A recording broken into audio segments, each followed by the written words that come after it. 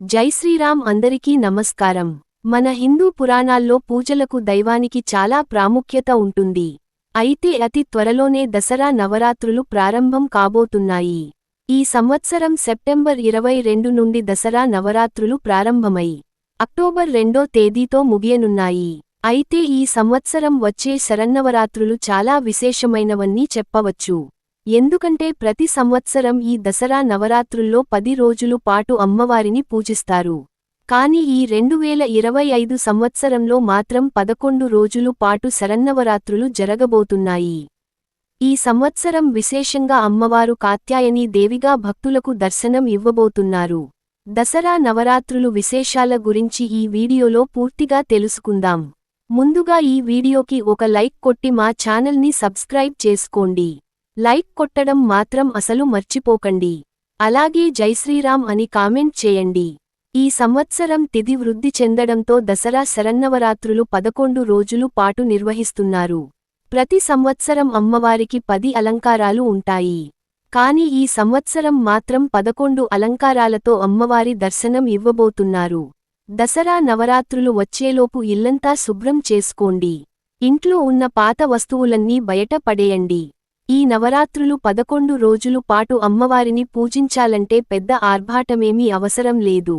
ప్రతిరోజు ఎలా అయితే పూజ చేసుకుంటారో అలాగే అమ్మవారిని పూజించవచ్చు. కానీ కొన్ని చిన్న చిన్న నియమాలు పాటించాలి.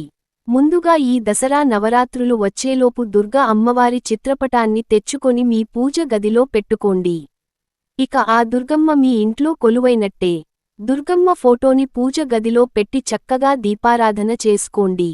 అమ్మవారి అనుగ్రహం మీ ఇంటిపై ఎల్లవేళలా ఉంటుంది. ఈ దసరా నవరాత్రుల్లో 11 రోజులు ప్రతిరోజు పూజ చేయాలనే నియమం ఏమీ లేదు. ఈ 11 రోజుల్లో మీకు కుదిరినన్ని రోజులు అమ్మవారిని పూజించండి. ఇక మీకు పట్టిందల్లా బంగారమే. ఈ నవరాత్రులు ప్రారంభమైన 1వ రోజు అంటే సెప్టెంబర్ 22 నుండి అక్టోబర్ 2 వరకు మీ ఇంటి గుమ్మం ముందు తప్పనిసరిగా స్వస్తికు గుర్తు ఉండాలి. కాబట్టి మీ ఇంటి ప్రధాన ద్వారం పైన గంధంతో స్వస్తిక్ గుర్తును వేసుకోండి. స్వస్తిక్ గుర్తును వేసుకుంటే దుర్గమ్మ చల్లని చూపు మీ ఇంటిపై పడి మీ ఇల్లంతా కాసుల వర్షంతో నిండిపోతుంది. అయితే ప్రతి ఒక్కరూ తెలుసుకోవలసిన అతి ముఖ్యమైన విషయానికి ఏమిటంటే ఈ నవరాత్రులు 11 రోజులు మీ పూజ గదిలో కలశం ప్రతిష్ఠించి అమ్మవారిని పూజిస్తే చాలా మంచిది. సెప్టెంబర్ 22 నవరాత్రుల్లో మొదటి రోజున మీ పూజ గదిలో కలశం ఏర్పాటు చేసుకుని నవరాత్రులు చివరి రోజున అనగా అక్టోబర్ 2 దసరా రోజున ఇంట్లో పూజ చేసి కలశాన్ని కదిలించవచ్చు. ప్రతి సంవత్సరాలకు ఒకసారి తిథి వృద్ధి. ఇంతకుముందు 2016 సంవత్సరంలో కూడా 11 రోజులు పాటు అమ్మవారిని అలంకరించారు. ఇప్పుడు మళ్లీ 10 సంవత్సరాల తర్వాత ఈ 2025 సంవత్సరంలో 11 రోజులు పాటు అమ్మవారు దర్శనం ఇవ్వబోతున్నారు. కాబట్టి ఈ సంవత్సరం వచ్చే దసరా నవరాత్రులు చాలా విశేషమని చెప్పవచ్చు. మళ్లీ ఇలాంటి నవరాత్రులు రావడానికి ఎన్నో సంవత్సరాలు వరకు ఎదురు చూడాల్సిందే. ఇది 11 రోజులు పాటు ఒక్క రోజున ఒక్కో అలంకారంతో అమ్మవారు పూజించబడుతుంది.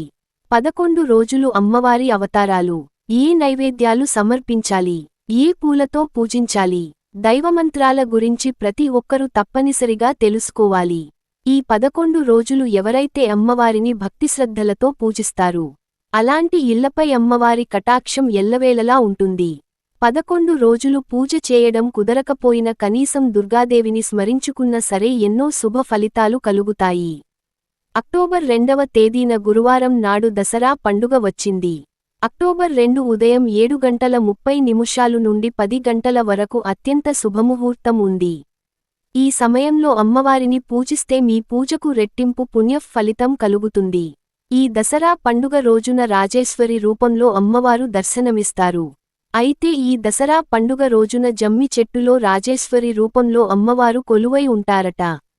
కాబట్టి దసరా పండుగ రోజున ప్రతి ఒక్కరూ జమ్మి చెట్టును పూజించాలి. అప్పుడే అమ్మవారి కటాక్షం సంపూర్ణంగా కలుగుతుంది. అయితే అక్టోబర్ 2వ తేదీ దసరా పండుగ నాడు సాయంత్రం 5 గంటల నుండి 7 గంటల మధ్యలో ఖచ్చితంగా జమ్మి చెట్టును పూజించాలి. జమ్మి చెట్టు కింద నెయ్యి దీపం వెలిగించి జమ్మి చెట్టుకు ప్రదక్షిణాలు చేస్తే అమ్మవారు కృపా కటాక్షాలతో అష్టైశ్వర్యాలు కలుగుతాయి. మీ మనసులో ఏదైనా కోరిక ఉంటే ఆ కోరిక వెంటనే నెరవేరాలంటే ఒక తెల్లని కాగితం పైన మీ కోరికను రాసి ఆ చీటీని జమ్మి చెట్టుకు కట్టండి.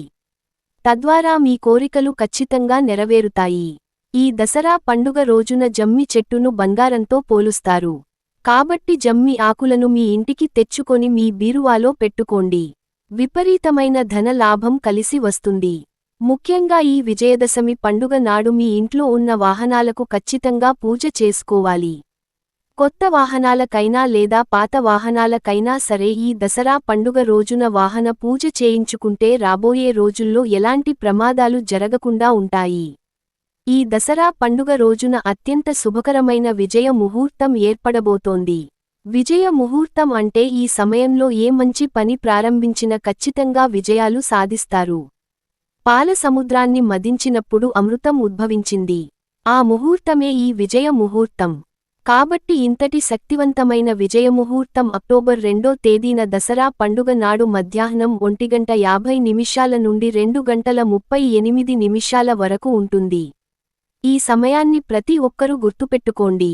ఇంతటి అద్భుతమైన అమృత ఘడియలు అస్సలు వదులుకోకండి. ఈ విజయ ముహూర్తంలో కొత్త వ్యాపారాలు ప్రారంభించడం, కొత్త వస్తువులు కొనడం, మంచి పనులు చేయడం, ఇలా ఏ మంచి కార్యక్రమం చేసినా ఖచ్చితంగా విజయాలు సాధిస్తారు. అదే విధంగా ఈ దసరా పండుగ నాడు పాలపిట్ట కనిపిస్తే చాలా మంచిదని అంటారు. ఈ దసరా పండుగ రోజున ఎవరికైతే పాలపిట్ట కనిపిస్తుందో అలాంటి వారికి విపరీతమైన అదృష్టం కలిసి వచ్చి త్వరగా ధనవంతులవుతారని నమ్మకం. సెప్టెంబర్ 22 నుండి అక్టోబర్ 2వ తేదీ వరకు మొత్తం 11 రోజులు ఏ రోజున ఏ అమ్మవారిని పూజించాలో ఇప్పుడు తెలుసుకుందాం. సెప్టెంబర్ 22 సోమవారం నాడు శ్రీ బాలత్రిపుర సుందరి దేవిని పూజించాలి. మొదటి రోజున గులాబీ రంగు చీరలో అమ్మవారిని అలంకరించాలి. ఈ మొదటి రోజున అమ్మవారికి ప్రసాదంగా పులిహోరను నివేదించాలి. ఇక సెప్టెంబర్ 23 మంగళవారం నాడు అంటే రెండవ రోజున అమ్మవారిని గాయత్రీ దేవిగా అలంకరిస్తారు. ఈ రోజును నారింజరంగు చీరలో అమ్మవారిని అలంకరించుకోవాలి. అమ్మవారికి నైవేద్యంగా కొబ్బరి అన్నం, కొబ్బరితో తయారుచేసిన పాయసం లేదా కొబ్బరి లడ్డులు నివేదించాలి. సెప్టెంబర్ 24 బుధవారం నాడు అంటే మూడవ రోజు అమ్మవారికి అన్నపూర్ణాదేవిగా అలంకరిస్తారు. ఈ రోజున పసుపు రంగు చీరతో అమ్మవారిని అలంకరిస్తారు. అలాగే క్షీరాన్నం, దద్దోజనాన్ని నైవేద్యంగా నివేదిస్తారు. ఇక సెప్టెంబర్ 25వ తేదీ 4వ రోజున కాత్యాయని రూపంలో అమ్మవారిని పూజిస్తారు.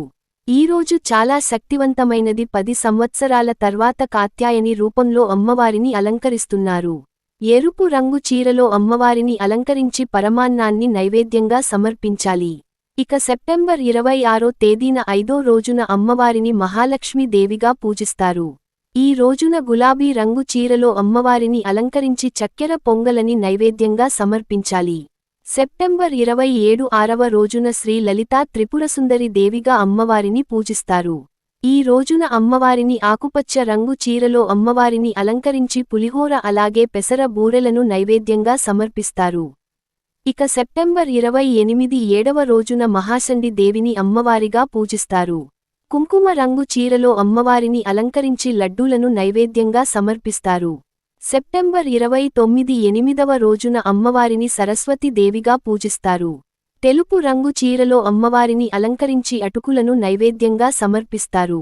సెప్టెంబర్ 30వ తేదీన 9వ రోజున శ్రీ దుర్గాదేవిగా అమ్మవారిని పూజించి ఎరుపు రంగు చీరలో అమ్మవారిని అలంకరించి గారెలను అమ్మవారికి నివేదిస్తారు. ఇక అక్టోబర్ 1వ తేదీన 10వ రోజు శ్రీ మహిషాసుర మర్దిని దేవిగా అమ్మవారిని పూజిస్తారు. ఎరుపు రంగు చీరలో అమ్మవారిని అలంకరించి చక్కెర పొంగలి అలాగే పులిహోరను నైవేద్యంగా సమర్పిస్తారు. ఇక చివరగా అక్టోబర్ 2వ తేదీ దసరా పండుగ నాడు అంటే 11వ రోజు రాజరాజేశ్వరీ దేవిగా అమ్మవారిని పూజించి ఎరుపు రంగు చీరతో అలంకరించి పులిహోర గారెలను నైవేద్యంగా సమర్పిస్తారు. ఇలా ఈ 11 రోజులు పాటు నవరాత్రులు ప్రారంభమై అక్టోబర్ 2వ తేదీన ముగియనున్నాయి. ఇలా ఈ నవరాత్రులు 11 రోజులు అమ్మవారిని 11 రూపాలతో ఈ విధంగా పూజించి అమ్మవారి అనుగ్రహాన్ని అందరూ పొందాలని మనస్ఫూర్తిగా కోరుకుంటూ జై శ్రీరామ్.